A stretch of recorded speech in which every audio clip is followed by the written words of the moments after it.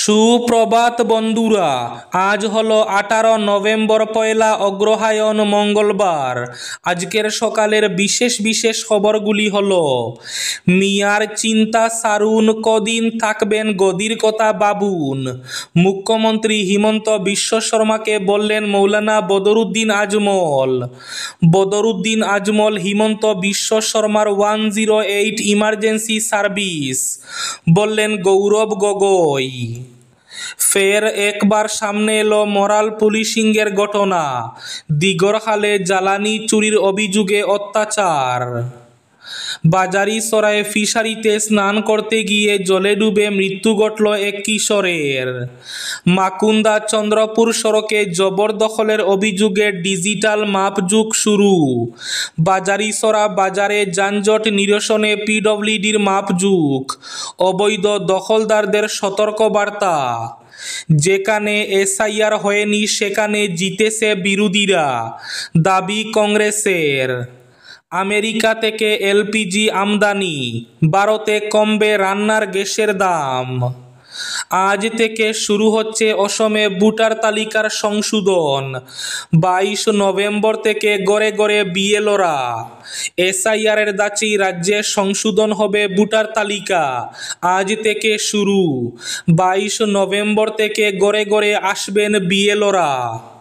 পরিযায়ী শ্রমিকদের তথ্য জানতে জাতীয় সমীক্ষা শুরু করছে কেন্দ্র। হাইলাকান্দির গ্রামীণ সড়কের কাজ 31 ডিসেম্বরের মধ্যে শেষ করার নির্দেশ। বিমার শর্ত ভাঙলেও আহতদের পরিবারকে ক্ষতিপূরণ দিতে হবে, ঐতিহাসিক রায় সুপ্রিম কোর্টের।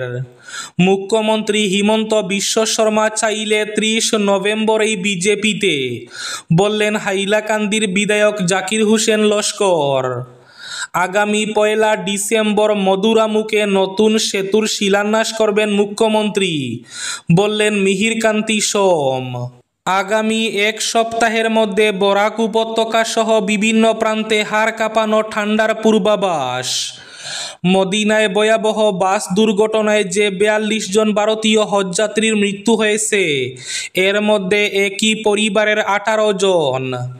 এবং থাকবে আজকের বরাক উপত্যকার 3 জেলার আবহাওয়ার খবর। তাহলে বিস্তারিত খবরে যাওয়ার আগে অবশ্যই ভিডিওটিতে একটি লাইক করে চ্যানেলটি সাবস্ক্রাইব করে পাশের বেল আইকনটি বাজিয়ে রাখবেন এবং ফেসবুক পেজটি ফলো করে ভিডিওটি অবশ্যই শেয়ার করবেন, যাতে সঠিক তথ্যগুলো সবার কাছে পৌঁছাতে পারে। এবার শুনুন আজকের খবরগুলির বিস্তারিত। প্রথম খবর, মিয়ার চিন্তা সারুন, কদিন থাকবেন গদির কথা ভাবুন। মুখ্যমন্ত্রী হিমন্ত বিশ্ব শর্মাকে বললেন মৌলানা বদরুদ্দিন আজমল। উজান অসমের হিন্দু অসমিয়াদের খুশি করতে ভোটের আগে ধারাবাহিকভাবে মিয়া জনগোষ্ঠীকে টার্গেট করছেন মুখ্যমন্ত্রী। সোমবার এই অভিযোগ আনেন বদরুদ্দিন আজমল। মুখ্যমন্ত্রী হিমন্ত বিশ্ব শর্মাকে তার পরামর্শ, মিয়ার কথা চিন্তা সারুন, আপনি কতদিন রয়েছেন সেই চিন্তা করুন, নিজের গদির কথা চিন্তা করুন মুখ্যমন্ত্রী।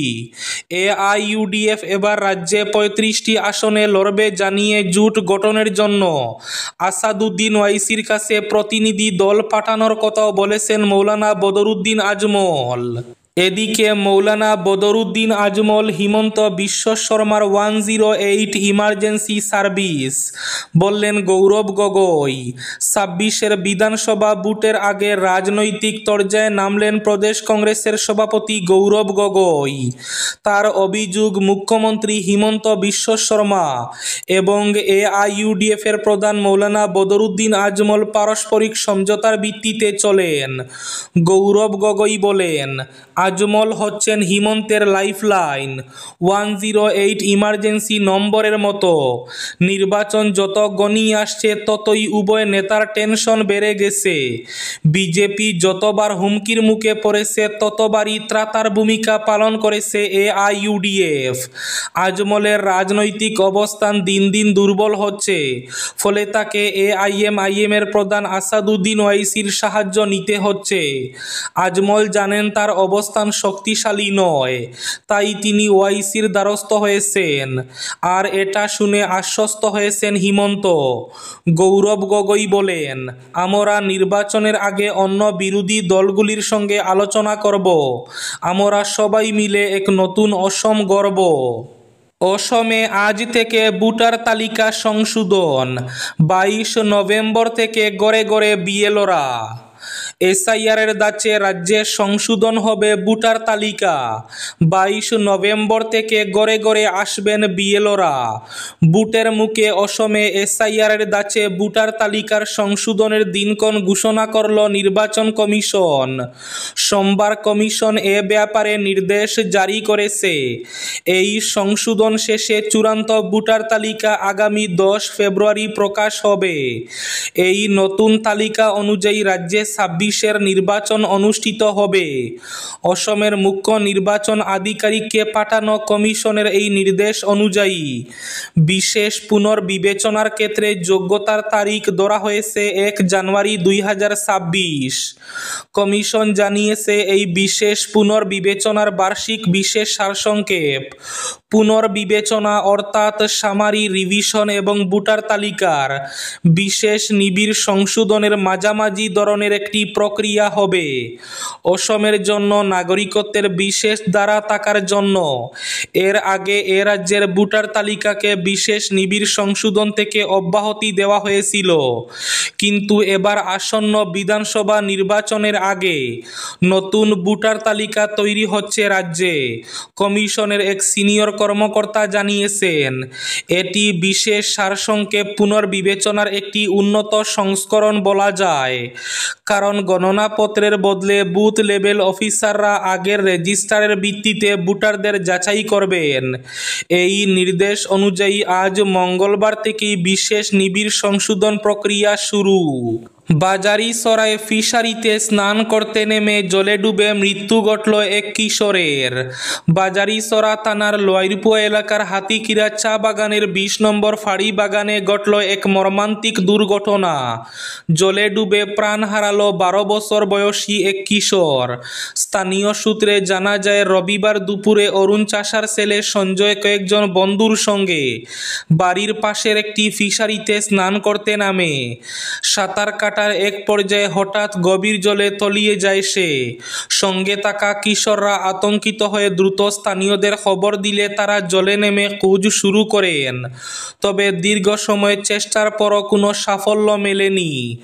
ঘটনার পর গ্রামবাসী বাজারিছড়া থানায় খবর দিলে পুলিশ রাত পর্যন্ত অনুসন্ধান চালালেও নিখোঁজ কিশোরকে উদ্ধার করা সম্ভব হয়নি। সোমবার সকালে এসডিআরএফের সহায়তায় পুনরায় অনুসন্ধানের কথা জানায় পুলিশ। এদিকে ভোর থেকেই স্থানীয়রা আবারও জলে নেমে তল্লাশি শুরু করেন। কিছুক্ষণ পর জলে সঞ্জয়ের নিথর দেহ ভেসে উঠতে দেখা যায়।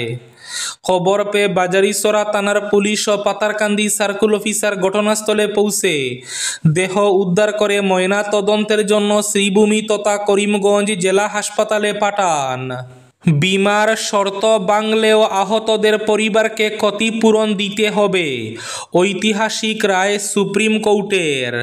বিমার চুক্তি লঙ্ঘন হলেও পথ দুর্ঘটনায় আহত ব্যক্তি বা তার পরিবারকে ক্ষতিপূরণ দিতে বাধ্য থাকবে বিমা সংস্থা। এমনই গুরুত্বপূর্ণ রায় দিল দেশের শীর্ষ আদালত। তেলেঙ্গানা হাইকোর্টের এক নির্দেশ খারিজ করে সুপ্রিম কোর্ট জানিয়েছে, বিমাকারী সংস্থাকে ক্ষতিপূরণ দিতে হবে, তবে পরে তারা গাড়ির মালিকের কাছ থেকে সেই অর্থ পুনরুদ্ধার করতে পারবেন। আমেরিকা থেকে এলপিজি আমদানি, ভারতে কমবে রান্নার গ্যাসের দাম। লিকুইড পেট্রোলিয়াম গ্যাস আমদানির ক্ষেত্রে আমেরিকার সঙ্গে ঐতিহাসিক চুক্তি স্বাক্ষর করল ভারত।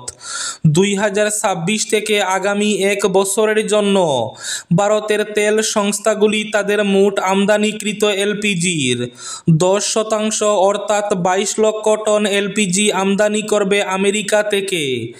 দেশের মানুষকে সাশ্রয়ী মূল্যে এলপিজি পৌঁছে দেওয়ার লক্ষ্যে এই ঐতিহাসিক চুক্তি করা হয়েছে বলে সোমবার একতা বার্তায় জানান কেন্দ্রীয়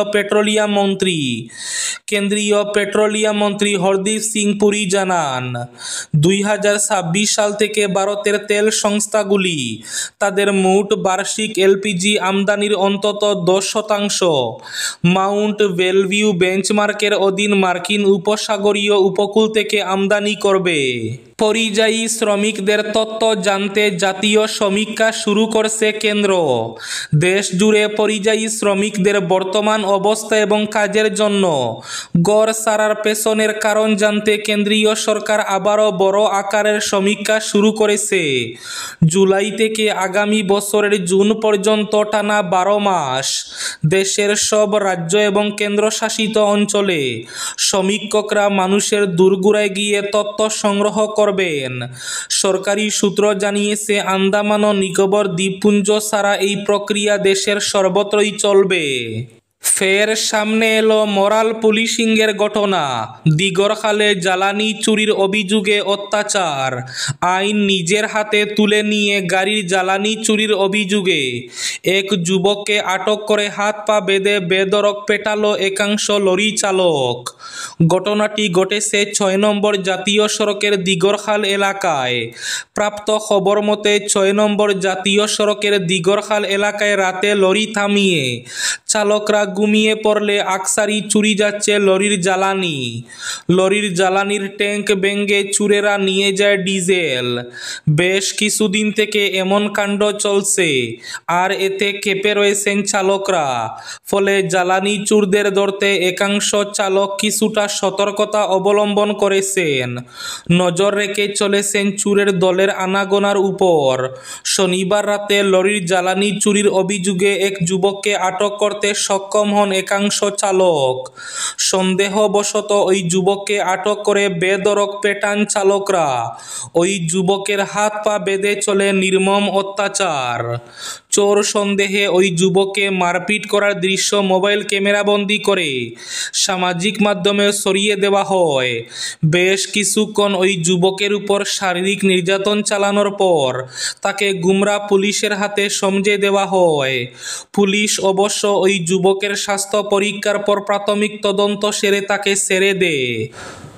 মুখ্যমন্ত্রী চাইলে আগামী 30 নভেম্বরই বিজেপিতে, বললেন বিধায়ক জাকির হোসেন লস্কর। আসন্ন 2026 সালের বিধানসভা নির্বাচনকে ঘিরে অসমের রাজনৈতিক পটভূমিতে বড় ধরনের পরিবর্তনের আভাস মিলছে। ইতিমধ্যে এআইইউডিএফের প্রধান বদরুদ্দিন আজমল ইঙ্গিত দিয়েছেন যে আগামী নির্বাচনে তার দল আসাদুদ্দিন ওয়াইসির এআইএমআইএমের সঙ্গে জোট বাঁধতে পারে। এদিকে হাইলাকান্দিতে রাজনৈতিক আলোচনায় নতুন মাত্রা যোগ হয়েছে, কারণ জেলার এআইইউডিএফের বিধায়ক জাকির হোসেন লস্কর গতকাল মন্ত্রী কৃষ্ণেন্দু পালের সঙ্গে হাইলাকান্দি বিজেপি কার্যালয়ে উপস্থিত হন। বিজেপি কার্যালয়ে স্থানীয় নেতৃত্ব এবং কর্মীদের সঙ্গে দীর্ঘক্ষণ বৈঠক করেন বিধায়ক লস্কর। যেখানে এসআইআর হয়নি সেখানে জিতেছে বিরোধীরা, দাবি কংগ্রেসের। নির্বাচন কমিশনের পরিকল্পনায় বুটের মুখে স্পেশাল ইন্টেন্সিভ রিভিশনের কারচুপিতেই বিহারে বেহাল দশা। না হলে 61 আসনে লড়ে মাত্র 6টি পাওয়ার কথা নয় কংগ্রেসের। যেখানে এসআইআর হয়নি, উপনির্বাচনে তার সিংহভাগই জিতেছে অন্য দল, এমনটাই দাবি কংগ্রেসের। তাই বিহারে সংগঠন যতই দুর্বলই হোক না কেন অন্তত 12 থেকে 15 আসন আশা করেছিল কংগ্রেস। দলের আভ্যন্তরীণ রিপোর্টও ছিল সেই রকমই। আজকের বরাক উপত্যকার 3 জেলার আবহাওয়ার খবর। আজ বরাক উপত্যকার 3 জেলার আকাশ ফর্সা থাকার পূর্বাভাস। শিলচর কাছাড়ে আজ সর্বোচ্চ তাপমাত্রা থাকবে 30 ডিগ্রি সেলসিয়াস এবং সর্বনিম্ন তাপমাত্রা থাকবে 21 ডিগ্রি সেলসিয়াস। শ্রীভূমি তথা করিমগঞ্জ জেলায় আজ সর্বোচ্চ তাপমাত্রা থাকবে 29 ডিগ্রি সেলসিয়াস এবং সর্বনিম্ন তাপমাত্রা থাকবে 20 ডিগ্রি সেলসিয়াস। হাইলাকান্দি জেলায় আজ সর্বোচ্চ তাপমাত্রা থাকবে 29 ডিগ্রি সেলসিয়াস এবং সর্বনিম্ন তাপমাত্রা থাকবে 19 ডিগ্রি সেলসিয়াস। এবার শেষ খবরটি, মাকুন্দা চন্দ্রপুর সড়কে জবরদখলের অভিযোগে ডিজিটাল মাপজোক শুরু। বাজারিছড়া বাজারে যানজট নিরসনে পিডব্লিউডির মাপজোক, অবৈধ দখলদারদের সতর্কবার্তা। পিডব্লিউডির জায়গা জবরদখলের কারণে সৃষ্ট অস্বাভাবিক যানজট নিরসনের উদ্দেশ্যে সোমবার পাতারকান্দি সার্কুল প্রশাসনের পক্ষ থেকে বাজারিছড়া বাজারের প্রাণকেন্দ্র মাকুন্দা চন্দ্রপুর সড়কের উভয় পাশে মাপজোকের কাজ সম্পন্ন করা হয়।